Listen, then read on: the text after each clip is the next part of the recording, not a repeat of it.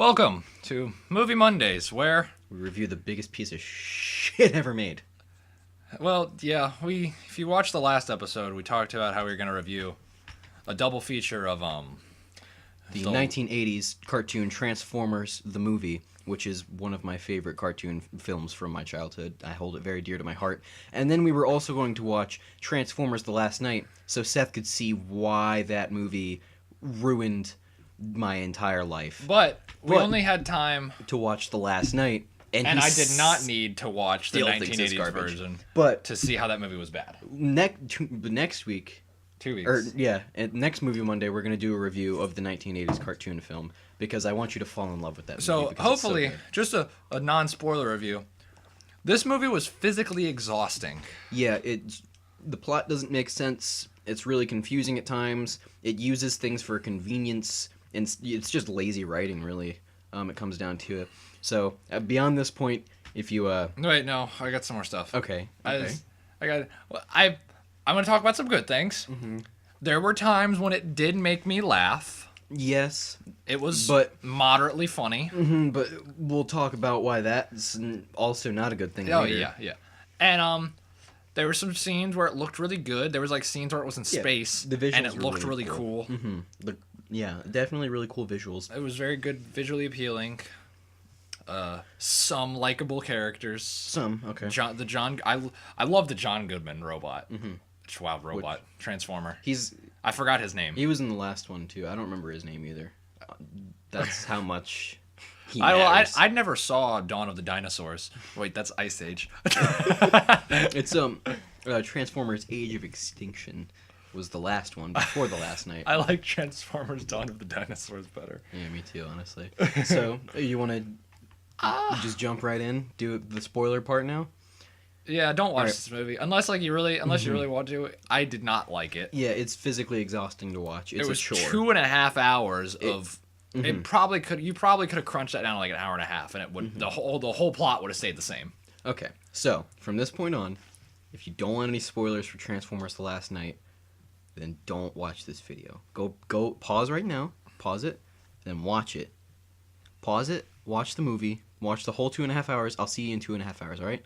Alright, so, on to the spoiler If you review. just came back and watched the movie, we're sorry. Yeah, so bad, right? Logan spent Right? $4 on it, and I feel bad. Yeah, I rented it on Amazon Prime for $4. It was very... I don't care, though. I'm big ballin'. That was $4. So, That's like big a- ballin' spending $4. That's a half hour of work.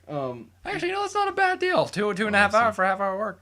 So, It was a miserable 2.5 hours, but alright, so jumping right in, we can talk about the duration of the film. The duration of the film is very bad. It's 2.5 hours long. Only about, what would you say, maybe 30 minutes of that? Maybe about a half hour of that is robot fighting. Which is weird. I wouldn't even say a half hour. Which is weird for a Michael Bay film, because the original films, everybody's like, oh, it's just like, oh, Michael Bay, he only makes like movies with a bunch of explosions and action, and that's all the original films And a were. lot of the explosions in this movie didn't really feel like they came from anywhere. They just felt like explosions. Like, They just I don't think there happened. were rockets. They were just explosions. Yeah, so the movie is so long, it spends so much time building up this story and this plot that doesn't make sense. And it starts off with like this kind of cool intro scene, or at least it felt like it should have been cool. It should have been cool, you're right. So, Like, you watch it and you're like, man, I feel like I should be enjoying this, but I'm not. the movie opens up, as you saw, with the fight with King Arthur and it's an army, and then he's like, oh dude, Merlin's totally gonna show up and save us all. And then they spend a ridiculously long, relatively long, Probably a good like 5 minutes. amount of time, basically just like, oh yeah, Merlin's a drunk and magic isn't real. Oh, yeah, that was a good minute. That Yeah, was really there was dumb. like literally like a 6-second scene where it's just Merlin It's just chugging him down drinking, alcohol. yeah. Yeah, and I'm just like, what is this? Like, it opens up with this intense fight scene that you're like, oh, this is so badass. And then all of a sudden it's just, yep, Merlin's a drunk. Haha, that's funny. He's stumbling around. It's funny. It's Also, funny. get used to drawn out jokes. Yeah, because this movie is Get full used of to them. that. So yeah, it gets to that point, and then Merlin goes to the knights that are in this crashed spaceship that's in the middle of England, which we'll get to why that's kind of stupid to me later, because that spaceship I'm just gonna get to it now. That spaceship that's in the beginning of the movie that harbors the knights is in like England in the mountains, and then all of a sudden later on in the movie, the tomb for Merlin is underwater. For those of you, is who it the can't same see, ship? I don't think it's the same ship. I don't know, but for those of you who can't see, Logan is sweating from how upset he is. This movie pisses me off. I remember I went to go see this movie with my older brother, like when it came out, and I believe we were like the only two in the theater because it was like a couple weeks into it already being out, and it was like a Tuesday night, and nobody wanted to see it anymore because it's so bad. Yeah, no one went to go see it twice. Yeah, we both left the theater very angry. So Merlin goes and he gets the thing, he gets the staff, and then they show gets a staff infection. They show the cool dragon transformer, who should have played a bigger role in the movie. Yeah, he was pretty rad. Because that was like so cool in that beginning scene. You're like, oh, it's gonna be so great. There's this cool dragon transformer. I bet I'm gonna get to see a ton of that in the movie. And then like literally the scene after that is like, what happened right after that? Did it show Mark Wahlberg? No, it showed the little kids going into the alien zone or whatever, and then they find a knight. And it didn't really make any sense. Like, there's so many pointless character why was that place quarantined off? Why? So you get introduced to the little girl who is a pointless character. In my opinion, she's a very pointless character. But she was kind of sexualized in the beginning. Yeah, even though she's 14 years old. Yeah, it was kind of weird. It was very weird. So yeah, this character she means nothing to the overall plot. She doesn't hold any weight at all. I don't know if you noticed that. Oh, no, she has a small amount of screen time, and she doesn't have an arc really. She doesn't help anybody have an arc. She's not a foil character.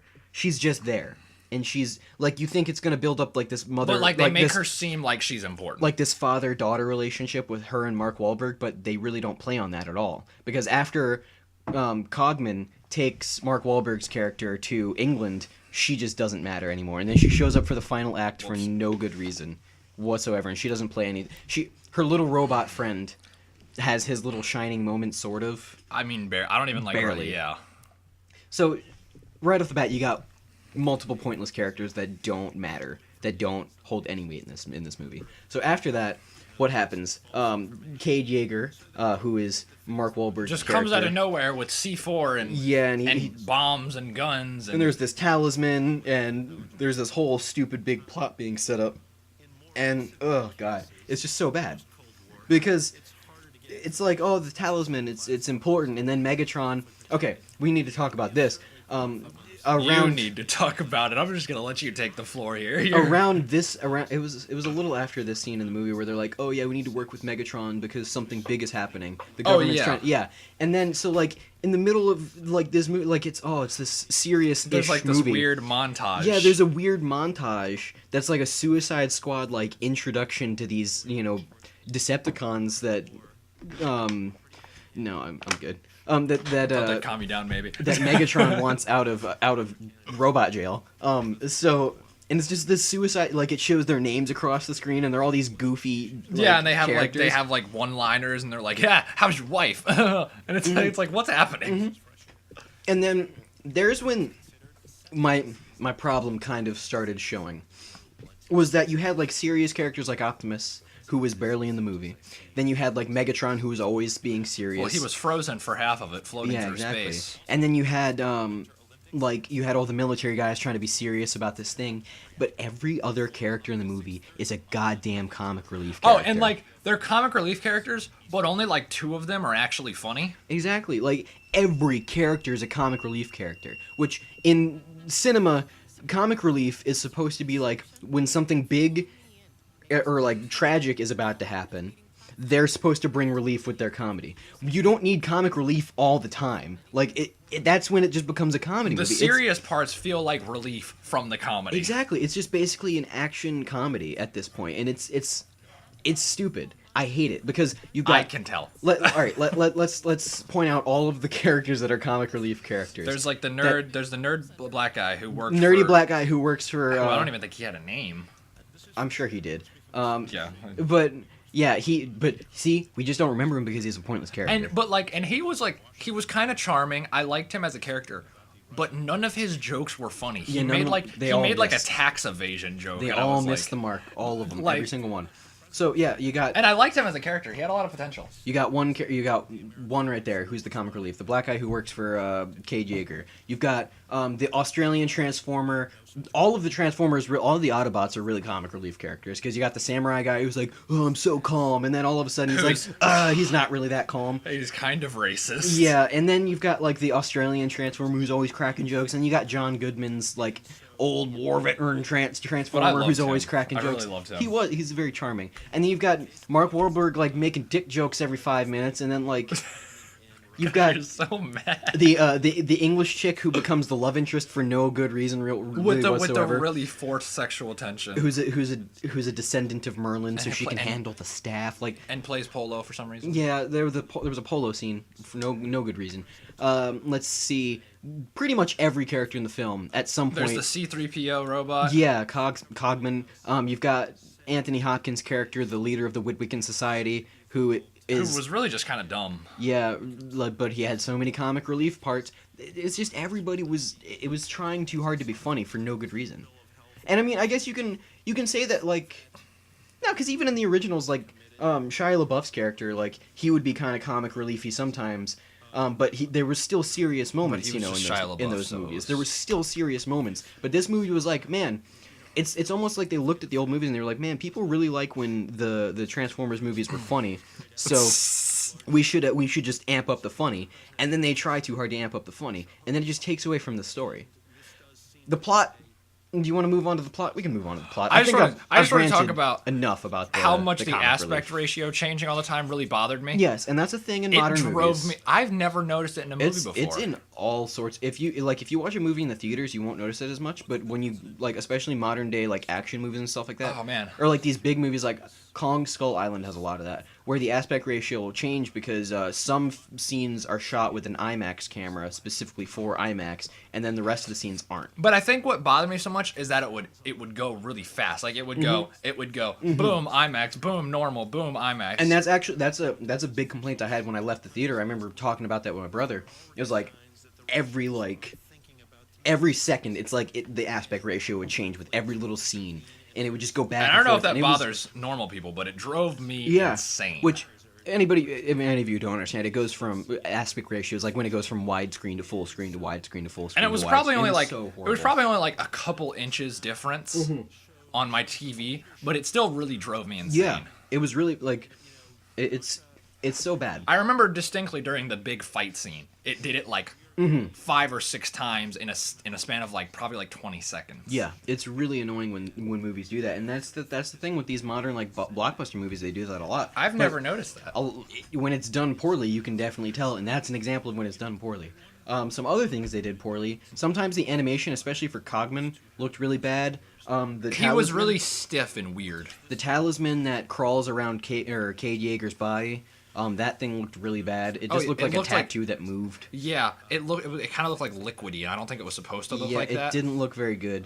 Let's see. The people who animated this movie, Jesus Christ, they're like Akira Toriyama. Okay, there's the scene when the Decepticons are coming into the junkyard, and they're about to, crack down on Cade Yeager and his team of Autobots, and all the Autobots are like, whoa, we gotta go! Yeah, so they're all leaving, and there's this scene where they're all transforming and going. And in the junkyard, you see this Transformer that is like one of those cat-like arm, like what do you call those? It's not a bulldozer.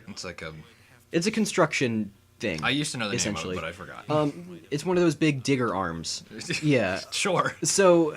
And he's really cool. He looks cool, and he transforms... But he's only in the one frame of the film. He doesn't show up ever again, not even in the background. He doesn't have a name. He's only in the one frame. He's not in any frames before that. He's only in the one frame. The same with the Triceratops. Oh, yeah. And Grimlock. Grimlock was in that whole big scene where they were running from the Decepticons, but he wasn't in the final act where they're fighting all the... Where they're trying to fight Cybertron. Then, neither is this Triceratops. And then what was the point of introducing the baby dinosaurs? Yeah, I was going to talk about how one of them was named Terry, as in the pterodactyl from Pee-wee's Playhouse. Yeah. Which we both thought was very funny. That is pretty funny. But, You think that they had to have had that in mind? That might have been intentional, maybe. But, but that's kind of an easy name, exactly. Though. But yeah, so the baby Dinobots, they kind of make like a sort of big deal about that in the beginning of the movie when everything's kind of calm. Yeah, they really, yeah. But then you don't even really see them in the evacuation when they're leaving the junkyard. You don't even see them at all. You see like the girl like cuddling with them, and I'm like, that can't be comfortable. It really can't be comfortable. They're metal. Okay, so like, and they breathe fire. None of the characters in this movie have a substantial arc. You know, actually, I mean, the girl sort of does. Kind of did, I guess, maybe, but not really. She just went like from, oh, yeah, all myths are like it's just a myth, it's not real, to then she's like, I guess maybe Merlin's myths are my dad. real. Yeah, like, honestly, but I guess like the only people you can really see that have a noticeable arc, which is stupid to me, is the people who run the TRA, was it? Yeah, the people who attack the Transformers, because then in the end of the, like, when they're about to go in, they're taking their patches off, and they're like, now we work with the Autobots, and now we understand, like, they start to work with robots instead of taking them out. It's really an empty gesture, but it really is, because they don't matter. No. None of the characters in this movie matter. Yeah, like, okay.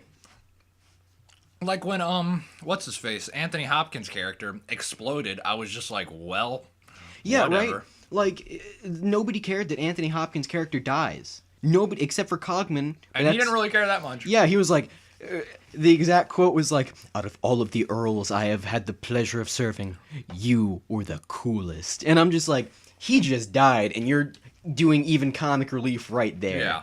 Which I guess is sort of what comic relief is for, but when a moment's supposed to be serious, you don't need comic relief right in that moment. You need comic relief either before that moment or after that moment. Like, we just got done reading Macbeth in English class, and there was a comic relief moment right before a bunch of people got murdered. That's how you properly use comic relief.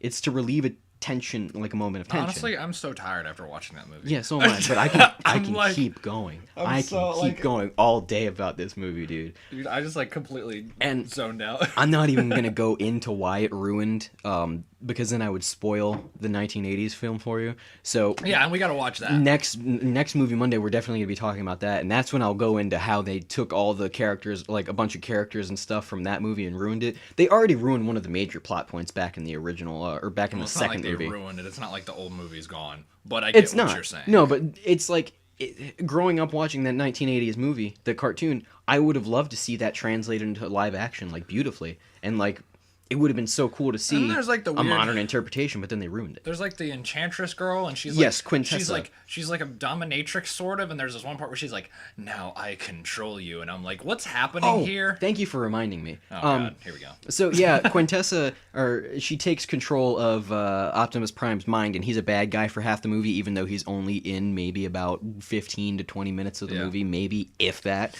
We're gonna talk about the Bumblebee thing. Yes. So Bumblebee, throughout the entirety of all of these movies, his voice box hasn't worked for some reason, which I guess you're right, it does add to his charm. But when you grew up with a Bumblebee, I think that's the most charming thing about him. But when you grew up with a Bumblebee that could talk, it's like, especially I remember watching the first movie and like Bumblebee couldn't talk. I was like, oh, maybe they'll eventually fix this. And then they fixed it for like a second at the end of the second movie, or at the end of the first movie, and then in the beginning of the next movie they were like, oh, guess your voice box doesn't work again. And I'm just like, but you just fixed it at the end of that movie. I want to say it was from the second to the third, maybe. I don't remember. So, yeah, his voice box has never worked throughout any of these modern films, and so they try to fix it again in this one, and you're like, they're building up to it, and they're like, oh, it's gonna work again. They're fixing it, and then he talks, and it's Siri's voice. He talks like Siri, and then it's like, oh, big funny moment. But it didn't need to happen. I thought it was a little funny. All right. It didn't need to happen, but I thought it was kind of he funny. rips out his vocal cords, right? He visibly he rips out, up, yes, after the whole Siri thing. And then later on in the movie, when Optimus is fighting him because Optimus is under mind control, his voice starts working again magically, and he's just like, oh, you're my oldest friend. And then Optimus is like, I haven't heard that voice since the war. And then it's just like, that's what he says. And like, that sounds like such a joke thing to say. Like, and then he's just suddenly Optimus Prime again. He's just suddenly Optimus Prime. And then it's just like, it's such lazy writing when you take such a big thing from all of these, like from the movies, the whole fact that his voice box doesn't work, and then you just use it for convenience. And the whole fact that Bumblebee was in World War II. When in the whole first movie, it's like they just got there. They acted like I remember because they It's like they just pulled up. They talked about how they learned English in the first movie when they meet Shia LaBeouf's character, and Optimus is like, we gain our ability to speak your language through the World Wide Web. And I'm just like, so like they get their information from the internet, they connect to the internet, and now they can speak all these languages, and they know everything about humans. That's how they explained it in the first film. But apparently Bumblebee's been on Earth fighting the Nazis in World War II, when in the first movie they just got to Earth. Like, shut it. Anyways. Sorry about that. We're gonna get better mics soon. Very soon. But, so yeah, Bumblebee's voice suddenly works, and it makes Optimus not bad again. Also, a Transformer killed Hitler. That was a thing that happened in that movie. Yeah, for some reason, Anthony Hopkins' character was like... He was just like, this is the watch that killed Hitler. The watch, there was like a little pocket watch, and it was really vicious and evil in it. He was like, that's the watch that killed Hitler. And I'm just like, pardon me? Like... Yeah, it really is... And they built up this whole thing about the Woodwiccan Society for no good reason, because it doesn't matter that the Woodwiccan Society exists. You could have just said that he was some guy that, knew all of this history and was like, oh yeah, I need to find the descendant of Merlin. They didn't need to build up this thing about the Woodwiccan Society. I just can't get over how, like, literally all the other movies are like, they just pulled up. And then it's like, oh, they've actually been here for hundreds of years. And it's like, well, wait. So, like, let's see, another pointless character. I don't remember his name from the movies. But he was the dude from Sector 7 in the first movie. Oh yeah, I forgot his name too. He plays the Jesus in the Big Lebowski. And he's really funny in most of the movies that he's in. I love that actor. He's in Oh Brother Where Art Thou. Oh yeah, he is. But he's not enjoyable in this movie at all. Yeah, so like he lives in Cuba because for some reason Fidel Castro made it legal for Transformers to live in Cuba, but they're not legal anywhere else in the world. So that's where Sector 7 guy is hiding out. He's in Cuba playing volleyball with Transformers, and like the Transformers like a beach dude, and he's like, hey, let's go play some volleyball, and he's like, hold on 1 second. And it's like in the middle of this important scene where he's on the phone with Anthony Hopkins' character, and he's like telling the location of this book or whatever, and he's like, and he's just like, the Transformer is just like, let's go play some volleyball, and he's like, I just need 5 minutes, and I'm just like, why did that have to happen? Just give me a second here. Dude, like, it didn't need to happen at all. And his character was pointless in that movie. They basically just threw him in because he was in the old movies. Like, he didn't need to happen. He didn't need to be in that movie. Yeah, there really isn't anything that really mattered that he said at all. Exactly. He told them the location of a book that basically told us something we already knew, that Optimus Prime already talked about with Quintessa, was the fact that Earth is Unicron. And they found that out from that book that the Woodwickens, or the dude in Cuba said. Uh-huh. Mm-hmm. But they just needed an excuse for humans to find out about that. Instead of setting up that plot point and then the humans finding out about it in a future movie, they were like, yeah, they gotta know now in the middle of this intense scene. Because literally, the scene where Anthony Hopkins finds that book is like right when the scene where they're about to run, like they're running from the Decepticons and stuff and going onto that submarine is. It's like in the middle of that intense moment, they're like, we need to set up this thing. We need the humans to know about this also the for a submarine future. Was a Transformer. Yeah, because, for convenience, when all else fails, you make the thing that you're in a Transformer. So they go into this old World War II submarine, and then magically it's just like, oh yeah, he's a Transformer. Like the girl's car just happened to be Hot Rod. Well, that was intentional because Anthony Hopkins' character, I guess, was setting this up for a while. Was stalking her? Yeah, I don't know.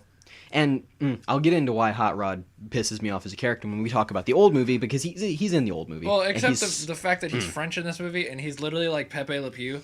Yeah. Like, obnoxiously French. He's another comic relief character in the movie. They spend a solid 10 seconds because he's like, my name's Utrud. And they're like, what? Utrud? And it's just so stupid. And then he's like, I'm stuck with the French accent. And it's like, but that's not how that works. Yeah, it's like, that's not, what? That doesn't make sense. It's like they use menial small things for like. Can we talk about all the weird racial undertones in this movie? Yes, that's always existed in the modern Transformers movies, though. That's so odd. Like, all the Decepticons are like different black stereotypes, and it's really weird. I don't remember which one. I think it was from the first one. There was like, oh man, yeah, in the first one, I believe it was Jazz. He's an Autobot. I remember that. Yeah, he was like really like. He was like, "Yo, hey, what's up, baby?" Stereotypical. He was like, he was like one of those. like the other character in this movie. Like the little motorcycle Yes. Decepticon, yeah. It And was he straight up literally- just like a thug. Yeah, and like one of his lines was really like, look at this mofo over here. I'm like, Yeah. that's All of the Transformers movies have had that racial, like, how some of the Transformers are just totally racial stereotypes. It's really weird. It's and not like, okay. And not funny. It's Yeah. not even like used as a joke. They're just kind of racist. And like nobody talks about that.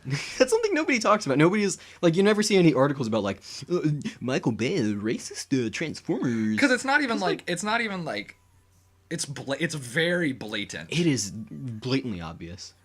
Because then like there's even the other Decepticon in this that was like a different black stereotype. He was like the hey ew. Yeah. It's so weird. It's really not okay because like that's another thing is like, I guess when the Transformers land there, And there's the samurai one he's literally like, what? I need honor. It says stuff like that. you know, that's another thing though that's really weird to me is in the beginning of the movie they talk about Did I how just like drool? yeah you do.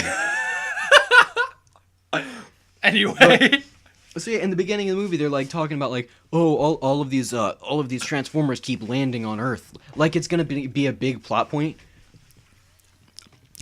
but it's not.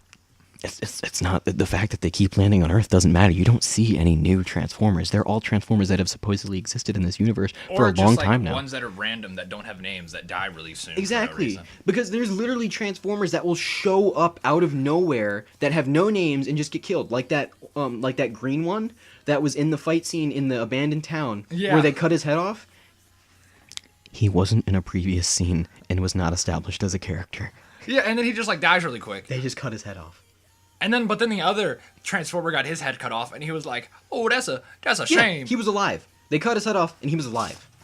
But the other one, they cut his head off and he's dead. You know why? Because he didn't have a name. Guys, if you haven't realized yet, this movie doesn't make any sense. Yeah, this movie, it's an atrocity. It's a modern tragedy.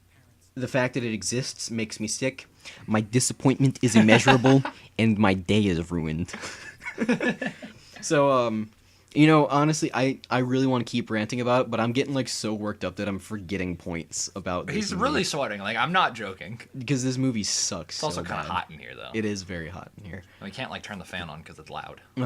So, yeah, I think we can probably just... Any other? Hold on, let me check my notes. Yeah, because we write down notes when we watch these Let's movies. see. Intro scene is real boring when it shouldn't be. Mm-hmm. John Goodman Transformer. Bad guy with brass knuckles. Oh, I thought yeah. that was cool. The There's the Autobot- police officer. yeah, The Barricade. police car, yeah. He's a Decepticon. He's got like brass knuckles, and I think one of them said like punish. And Yeah. I just thought that was cool. It's kind of cool, but it's also not. A black nerd character who has no point. Too many comic relief characters. Yes. Transformer wash that killed Hitler. So many things happen that aren't funny nor enjoyable. Okay, yeah. I think I was talking about all the like the joke scenes that really don't have any point in the plot, Yeah, but they're not funny at all. When they were explaining to Mark Wahlberg why he was the last knight and why he was chosen, they were like, "Oh yes, the knight, or what are the qualities of the knight?" And she lists off like the qualities of the knight, and then he's like, "Oh yes, they have to be chaste." And then he's like, "Chaste? I was just chased by some Decepticons." And then they're like, "Chaste with a T. That means you've been celibate." And then they spend like a whole minute talking about how Mark Wahlberg's character hasn't gotten any poon in a couple of years, and like that makes him a That's knight. probably like a good like 2 minutes of screen time that isn't funny. Yeah. And then like they're okay, and then in that same scene they're using this dramatic score while they're telling this backstory, and then they pan the camera over and it's Cogsworth or Cogsman, and he's playing an organ, and then he's singing like an opera, and they're like, "Hey, stop that!" I thought it was funny. You told me it was not funny. In the moment, you're like, "Wow, that's not that funny." Well, it's funny when like it pans over and it's like And him playing. Yeah. But then like they really run the joke But on. that's the thing is like it's I a guess moment. everything runs on It's a in this moment movie. where it's supposed to be exposition and it's supposed to be dramatic and it's supposed to set something up and it's supposed to be serious, and then they make it not serious. Oh, can we talk about that one scene where they're the whole daughter has like this weird backstory where like there's a bunch of old ladies trying to get her laid. Yeah, her And- mom and, and like- all of her friends, her mom and all of her middle-aged friends, the English lady, the great granddaughter of Merlin or whatever. She's like, she's like, "Oh, my parents want me to get a boyfriend," and then she brings home Mark Wahlberg. yeah, and then they get all hot and bothered because he's like, "Oh, he's so strong," and then like they go upstairs and they're They start, breaking like, tearing stuff up the room. yeah, because they're searching for this clue to find out where the staff is, and so they're searching for this, So and there's- like and there's, like, all a of the lot old of- ladies are all hot and bothered downstairs, like, "Oh, they're getting spicy up in there." And then it's just all the old ladies get like really close to the door, and they're like, "Ooh, I'm gonna take a peek," and they're all like, Yeah. "No." And I remember directly looking over at Logan, and I went, "I know nobody thought this was funny." Yeah, really, Like, really. it was like no one could have watched that scene and been like, "Ha, that was funny." Good joke. the old ladies like Mark Wahlberg and think he's hot. That's funny. Like, was it a Shrek movie? Like, honestly, there was too many jokes in this movie. Too many jokes. what else did I? You've got one minute left. What are Transformer ammo? Oh yeah, That is a good question. because in like in the movie or in the old like cartoons and stuff like that, Transformers run off of Energon, which they still do in this movie. But it's weird to me because Energon was something that they had to like find, and like it was a source that came from Cybertron. It was like Gatorade. Sure. So like, but like, I guess there's some on Earth too for some reason. But like, I think it's weird that they shoot real But bullets. yes, exactly. But that's in the cartoons and stuff. It was just energy that came from that It's energon. like the John Goodman but they shoot thing. bullets. He straight shot bullets. So Yeah. like, where did their bullets come from? Yeah, exactly. Like, where did they get them? Do they reload? When do they reload? How do they reload? Where do they reload from? Where did the bullets come from? That's really the main question. And I guess that's really not even just Transformers: The Last Night specific. That's all of these Transformers movies. Yeah. Because I mean, sometimes they shoot like an energy blast, sort of, but it's really like they just point their arm at something and And it then something explodes. explodes. Yeah. Yeah. There's no like. Yeah. It's really these movies. The first I've never been a fan. The first like 2 aren't that bad, and then 3 is like kind of weak, and then Age of Extinction was like okay. Age of Extinction was better than 3, but this is the worst of all of them. This one is like there's no redeeming. I'd really put this movie lower than The Room. Yeah, this movie's bad. This movie is really, Then really again, bad. I don't know. I just think The Room is just fun to watch. This movie wasn't fun to watch. If you've watched through this entire video right now and you didn't heed our warning and go watch the movie first, I don't know whether to be upset with you or to be jealous that you didn't watch this film. Honestly, and you're watching. If you're watching this right now and you haven't seen the movie, good on you, but also you just don't understand. I only like half paid attention because I was like, Logan's really gonna take the field on this. Yeah, you wrote down And notes. I didn't write down notes because I've had these notes prepared in my head since I saw the movie in theaters in like August. I've been ready. I remember I think I almost fell asleep during the movie. Dude, my family honestly. kept getting mad because I would like for like a week or 2 after that, I kept ranting about that movie like at random times, and then I would forget about it in my head, and then like Connor would like bring it up, and I'd be like, I had just forgot that movie existed, and now I spent $5 to rent it on Amazon Prime. I think we're done. I think I need to calm down. I'm getting angry. This movie, I had a joke rating, but I forgot it. I forgot the joke. What? I know I said it to you. A joke rating? Yeah, like a rating that I was gonna say, and it was a joke, but I forgot what it was already. If we're being honest, I give this movie, based on just coolness alone, like just the cool like visuals and stuff like that, that's probably the only redeeming quality about this movie is the cool visuals. Even though sometimes it's choppy and the animators forget that Transformers even exist and then just put in random ones in the frame sometimes. It's still really visually good, and based on just that alone, I would probably give it 2.5 Cybertrons out of 10. I was gonna give it a solid 3. Cause like, I mean, you care a lot more about Transformers than I do. I do. I don't care about Transformers in the slightest. Cause like, So I was really watching it from like a movie aspect. Yeah. And there was just so many, like when it would just like, it'd be like, hey, here's this girl. What? Hey, here's Mark Wahlberg. What? We're back to the girl. What? We're back to the old guy. There was literally like a scene where it transitioned where they were like, oh, we're at the junkyard. Oh, now it's a shot of England. Oh, now we're in the desert. Now it's this girl playing polo. Okay. Yeah, it's That happened like all throughout the you know movie. I grew up watching that 1980s cartoon, which I mean, hold very dearly to me. And then I watched your anger is definitely my one of my favorite some of my favorite Understandable. cartoons when I was a kid with Transformers Armada, Transformers Energon, and Transformers Cybertron. It was like a series. It was like 3 separate series that like connected sort of. Isn't Armada a Ghost Main song? I don't know, but they were really good cartoons, and I loved them when I was a kid. And like I even had like the Transformers Armada video game on the PS2, which is a super rad game. I love that game. I've always thought a really cool Transformers video game would be cool. Which we should actually play that together. I should. It's an original God song. It's a really good video game. We should play it. But I grew up like.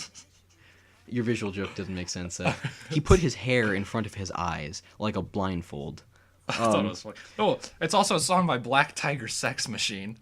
Seth, on topic, okay? I'm trying to be heartfelt here. I'm done talking about this movie. This movie sucks. Okay. So, like I grew up with Transformers very dear to my heart, and this movie made me mad as a fan and as like a person who enjoys movies. It's an atrocity. Yeah, it's just a bad movie. I don't care about Transformers at all. Yeah. But I've never really liked the Transformers movies. Yeah, I like. I remember like even when I was like young, like what Transformers 2 came out when we were like what 10 or something. Yeah, because I remember Transformers watching 1 that. was like 2008. I remember watching that and just being like, wow, this movie really So sucks. yeah, if you haven't watched the movie, good for you. Don't watch it unless you hate yourself. If you have watched this movie, I'm sorry, I'm with you. I feel you. I feel your pain.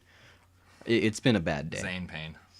Like, I'm gonna go home and I'm gonna watch the 1980s cartoon tonight after I get off of work, and I'm gonna be happy because I can't. You really like take the field and like movie Mondays, and then I really have music. Well, that's because you know what I'm saying. Our last Music Mondays, it was all artists. I mean, it was artists that I knew about, but like you knew about like half of them. Well, I'm probably just that I didn't. I'm know a about. lot more passionate about music than you are, and you're a lot more passionate about movies than I am. No, I'm really passionate about music. We were just covering mainly underground rappers. I guess that is kind of. And that's really your thing, yeah. I only know about a few. But anyways, we digress. Tune in next week for Good word. Tune in next week for Music Mondays. We're gonna be talking about I don't know. Yeah, we'll talk about something. We gotta come up with an idea. Yeah. And Something then stupid probably. Tune in for the week after that, where we're gonna review the 1980s Transformers the movie. So. And we're gonna have Shia LaBeouf on the show. Yes, he's gonna watch that one. And Shia LaBeouf was a member of the Whittakin Society, which doesn't make any sense because he just happened to fall upon all the Transformers because he bought a car that was a Transformer. Sort of, because his